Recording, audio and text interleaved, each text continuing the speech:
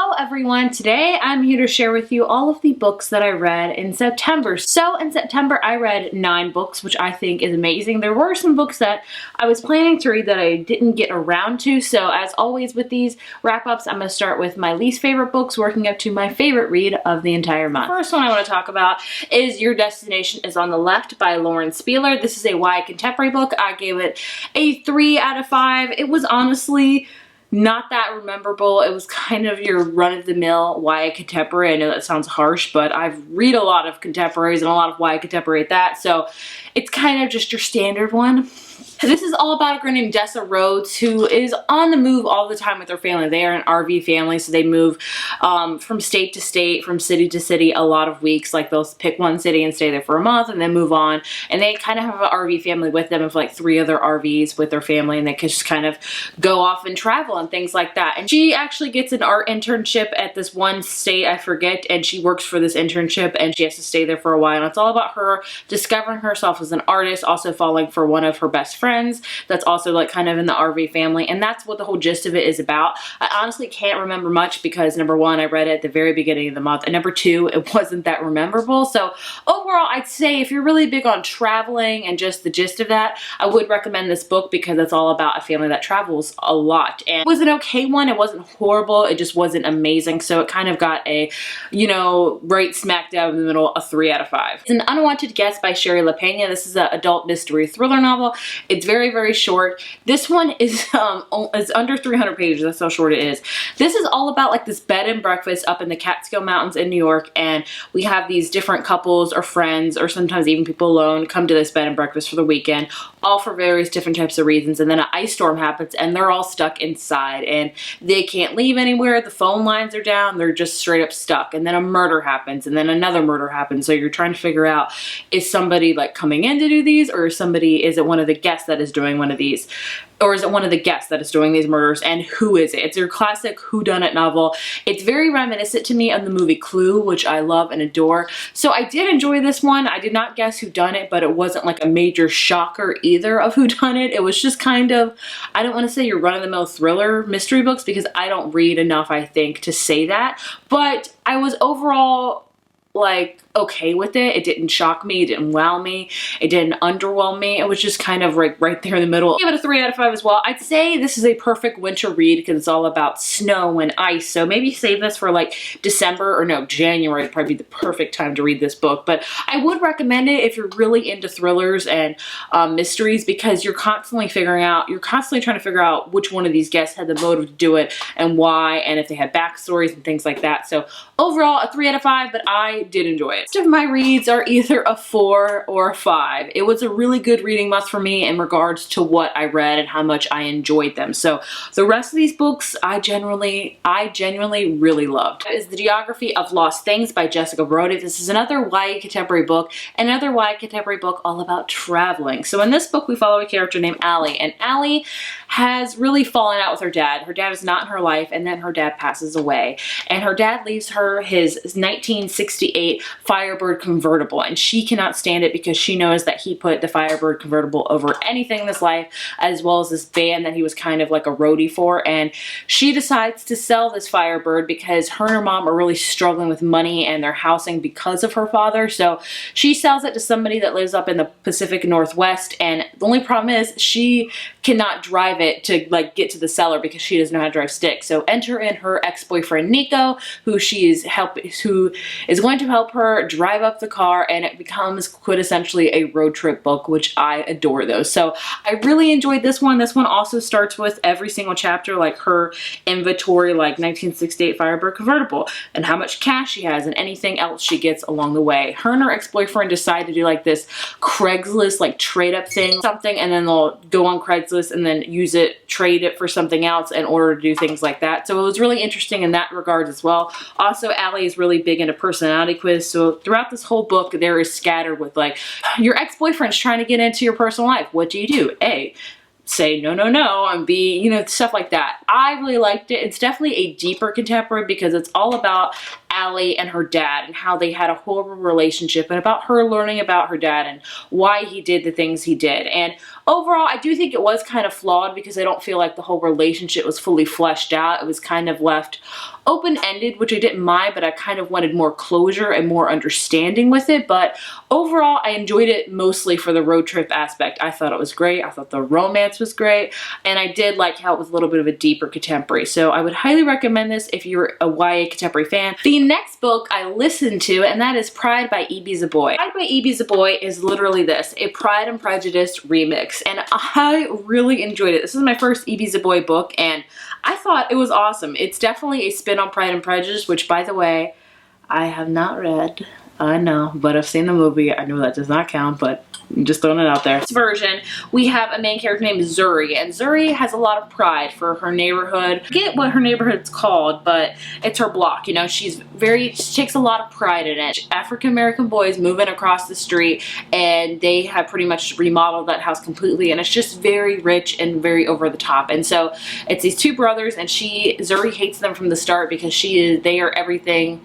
They stand for everything that she's against, like money and like trying to destroy her neighborhood and things like that. Obviously the Darcys, and Zuri's last name is Benitez, aka, you know, the Bennetts, Benitez. And so it's apparently, you can tell what's going to happen from there, but it starts, you know, like a hate to love trope with Darius Darcy and Zuri Benitez. So I really enjoyed this. Spoken word poetry, I think that's what it's called. Forgive me if it's not. And I loved how it was woven into here. And I love just the amount of pride Zuri took in her home and what her family was and who they stood for. And I just loved the fact that it was about that and how kind of Darius kind of changed his ways. So I'd say if you're a big Pride and Prejudice fan and want a different spin on it, please check this out. I really enjoyed it. I really enjoyed the audiobook as well. I thought it was awesome. I gave it a 4 out of 5. I thought it was an adorable Pride and Prejudice retelling. I've never really read a Pride and Prejudice retelling, honestly, and I thought this one was great. I love how it was an urban retelling of it. I thought it did phenomenal at that. Next up, I have Two Dark Reigns by Kendara Blake. This is the 3rd book in the Three Dark Crown series. I have a video review on this book, so you can click right up here to go see it. I really enjoyed this one. I gave it a 4.25 out of 5, I would say.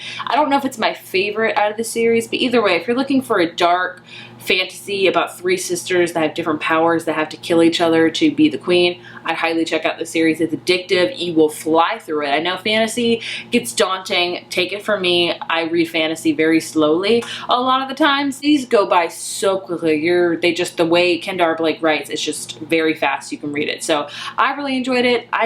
Like I said, I still don't know which one's my favorite. I don't know which one is going to be my favorite until the last book comes out. Speaking of YA fantasy, another book I also gave a 4.25 out of 5 to is Sea Fire by Natalie C. Parker, another new to me author. This month was great reads and also a lot of new to me authors. This book is all about female pirates, and it is amazing. So it's about Caledonia, hopefully I said that right, and her family was murdered by this family that kind of controls all of the waters and all of their land. So she decides to, you know, seek revenge, and years later she has this all-female crew on her ship, and she's very strong and powerful, and then she gets a chance to learn that maybe she can exact some revenge, and so she goes off just to do that. And I really enjoyed this book. I have been having a lot of times, I've told you guys this year in particular, that YA fantasies have not been the best for me this year. There has been only maybe like a handful of fantasies, YA fantasies that I've read this year that I've really enjoyed. The rest were kind of just So I was very nervous going into it, but I was really surprised by how much I enjoyed it.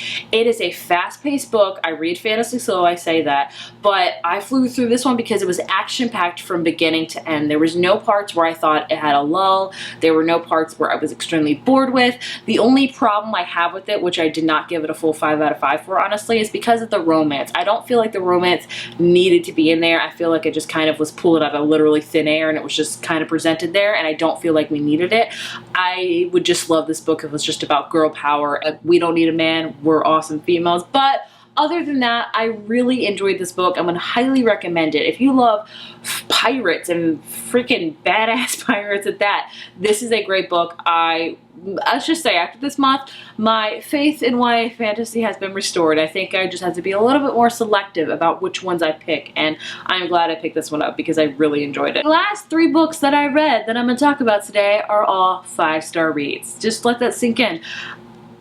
I don't rate a lot of books 5 stars, but these 3 books, I just loved all of them for different reasons, and I had to give them 5 out of 5. And they're all adult, contemporary, like chick lit. So it's, you know, I don't get those out either a lot for chick lit. So yeah.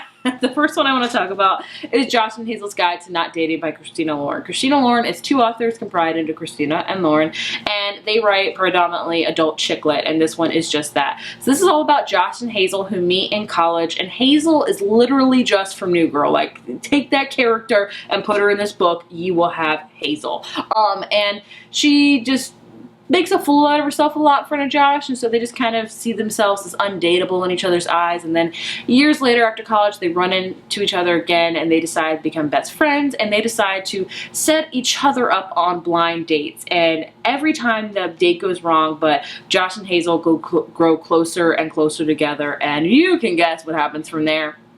If you're looking for a ooey, gooey, romantic, sweet book, look no further. This is just that. I loved it from start to finish. I thought it was adorable. I thought it was sweet. It was that perfect marshmallow s'mores of a book that I just crave a lot. And I think this might be my favorite Christina Lauren book because I just thought it was just straight up all adorable. Like, I loved it so much. 5 out of 5. The last 2 books are also by the same author, I should mention, and they're also 5 stars.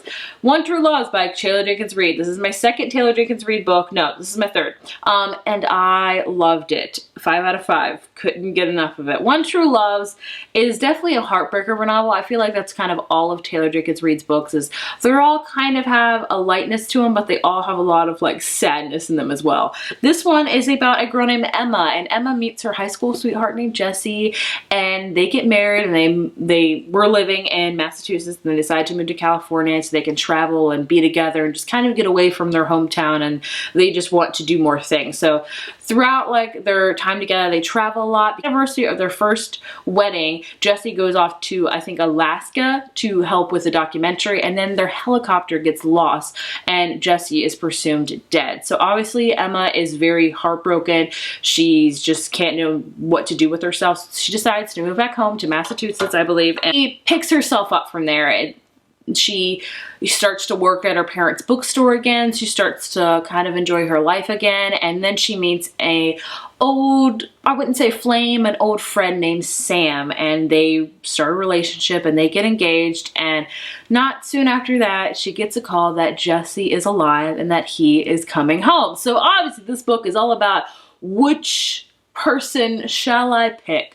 My new love that I just met, that I really love, and he embraces me for who I am, or my husband that I, you know, fell in love with in high school, that we got married, we traveled together. And this is what this book is all about, is Emma trying to figure out who she is and what she wants and who she wants for that matter. So I know it's kind of like a love triangle, but it doesn't read like that at all. Like, none of these men are like, fight for me, pick me, pick me. No, it's very much more mature because they are adults in this, and it's handled with grace, let's just say that. But if this book isn't heartbreaking and beautiful, I don't know what is. I love this book. As always with her books, they make me think a lot about life and a lot about my love life and decisions and things like that. Overall, highly recommend. Loved it. Very, very sad. Just amazing. And the last book I read that was my favorite of the month is also by Taylor Jenkins Reid, and that is After I Do. And I actually listened to this book, and I think that may be why it is my favorite, because I think I just connected with the audiobook so like on another level. And this is about, oh crap, I can't remember their names because I don't have the book in front of me. It's about a couple that is married, and they've been married for a while, and they are growing out of love. They just kind of resent each other. Like, she hates him for, I know the guy's name is Ryan. I don't know what her name is. Let's just call her Katie. I don't know.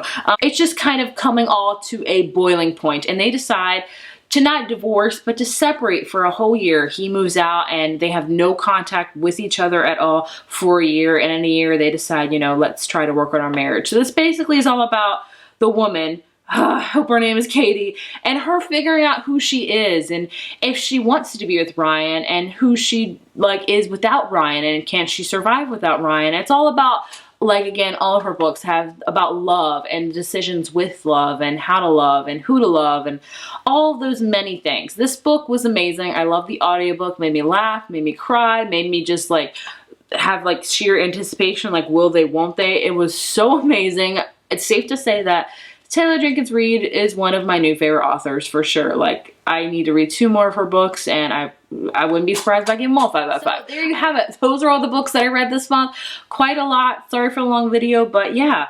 Either way, if you have read any of these books, please let me know your thoughts and feelings on them as well. Do we have the same feelings or do we have different ones? I would love to hear. If you guys enjoyed this video, be sure to give it a thumbs up, hit subscribe, and I will see you in my next one.